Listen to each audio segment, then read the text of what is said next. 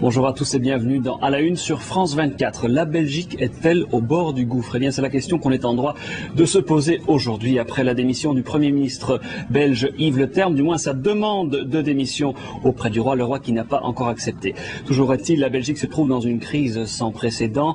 On l'a vu tiraillée entre des francophones qui demandent le statu quo et des néerlandophones, des flamands donc, qui veulent plus d'autonomie. Yves Le Terme jette l'éponge, lâché au sein même de son parti par ses propres alliés.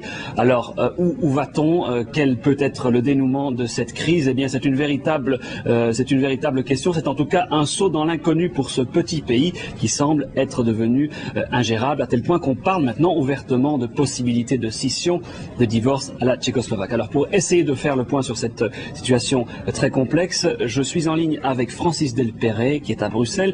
Il est sénateur belge du Parti Centre démocrate humaniste. Il est également professeur de droit à l'Université catholique de Louvain. Monsieur Delperret, bonjour. Bonjour. Ma première question, on le voit bien, une situation très difficile. Certains parlent de chaos carrément en Belgique. Qui est le responsable? Le premier responsable, c'est Monsieur Le Terme, vous pensez? Monsieur Le Terme s'est mis évidemment un peu le dos au mur. Il avait fixé une date butoir qui était le 15 juillet, pas le 16, pas le 17, pas le 18. Et voilà, il a bien dû constater que le 15 juillet, il n'avait pas la formule institutionnelle qui aurait permis de mettre d'accord les partenaires de la majorité. Et il avait imaginé en dernière instance une formule qui consistait à dire mettons ces problèmes un tout petit peu au frigo, confions-les à un groupe de réflexion, un groupe de travail, etc. Là, il a été manifestement lâché par son propre parti, par ses alliés, et il a dû, par conséquent, remettre sa démission au roi.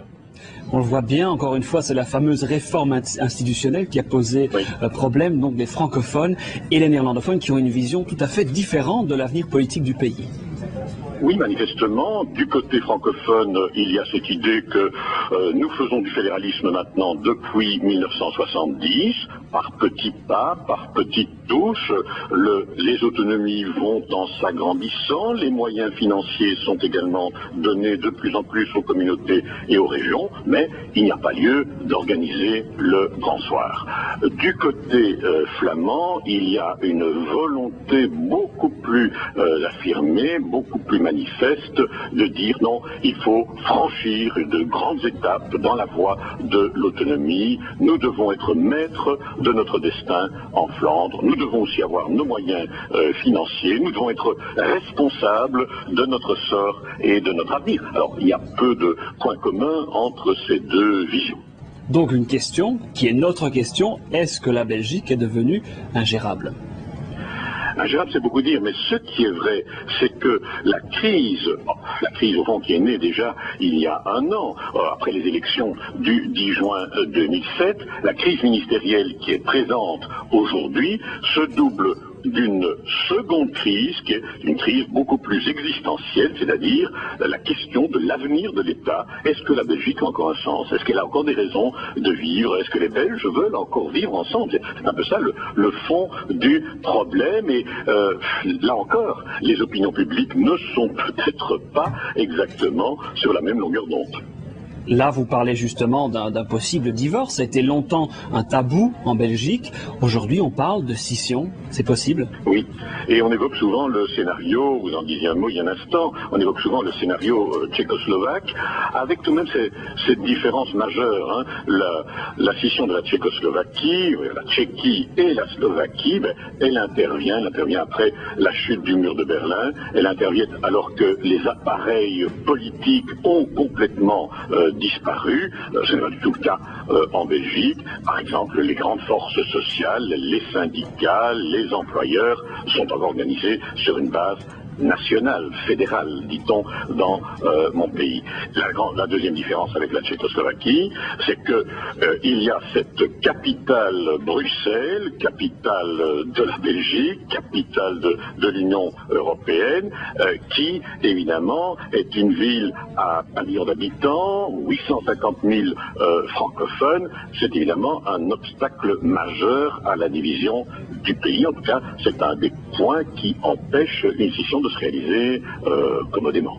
Est-ce qu'on ne peut pas finalement du coup couper la poire en deux et évoluer plus vers une confédération, un modèle un petit peu à la Suisse où les régions auraient une grande autonomie mais on garderait quand même un pouvoir central? Oui, là il y a une équivoque importante et je crois qu'il faut la dissiper. La Suisse, oui, je sais bien qu'elle s'appelle Confédération helvétique, CH sur les plaques de voiture, mais la Suisse n'est évidemment pas une confédération au sens juridique, au sens international du terme.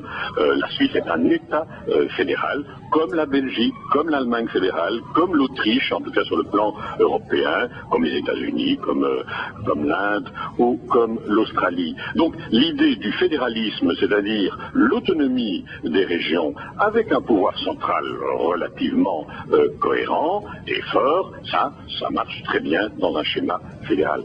Certains, évidemment, voudraient aller plus loin. Et c'est là qu'il parle du confédéralisme en disant, mais faisons simplement une association entre des États qui sont des États indépendants. Alors, dès que vous parlez de confédéralisme, ça suppose au point de départ l'indépendance de la Flandre, l'indépendance de la Wallonie, l'indépendance peut-être de Bruxelles. Ça, c'est là aussi que les oppositions sont très nettes entre les positions politiques, entre les opinions publiques. Je pense qu'une majorité de Belges reste attachée à une Belgique, un État indépendant, membre de l'Union européenne. Est-ce que les francophones seront, vous pensez, prêts, on le voit, ils ne le sont pas pour le moment, du moins au niveau politique, à accorder toutefois plus d'autonomie à la Flandre pour sauver la maison Belgique? Mais c'est un peu ça le chantage, si je puis employer ce mot-là, qui se développe aujourd'hui. On demande aux francophones d'être de bons Belges pour que d'autres soient encore de meilleurs Flamands. Ça ne veut pas dire pour ça que les francophones ne sont pas ouverts à de transferts de compétences sur ceci ou sur cela, ne sont pas ouverts à des formes de rationalisation, d'homogénéisation, comme on dit, des compétences. Il y a des matières, par exemple, qui sont beaucoup trop parcellisées et plus personne ne s'y retrouve. Il faut faire les corrections nécessaires, mais il faut évidemment maintenir au niveau fédéral un volume de compétences. Je crois qu'une des questions majeures sur lesquelles il y a une contestation, c'est évidemment la matière de la sécurité sociale. La sécurité sociale, c'est un système de redistribution des richesses entre tous les Belges, entre les bien portants et les malades, entre ceux qui travaillent et ceux qui sont au chômage, entre les jeunes et les plus âgés. Ça, c'est vraiment la solidarité entre les Belges. Du côté flamand, on voudrait toucher à ces matières-là en disant, voilà, telle ou telle branche de la sécurité sociale peut être régionalisée. Du côté francophone, on dit, non, on dit ça, c'est vraiment le ciment de la Belgique d'aujourd'hui. Monsieur Delperrey, merci beaucoup pour votre analyse. Merci à vous de nous avoir suivis. Restez avec nous sur France 24. Je vous souhaite une très bonne journée. Au revoir.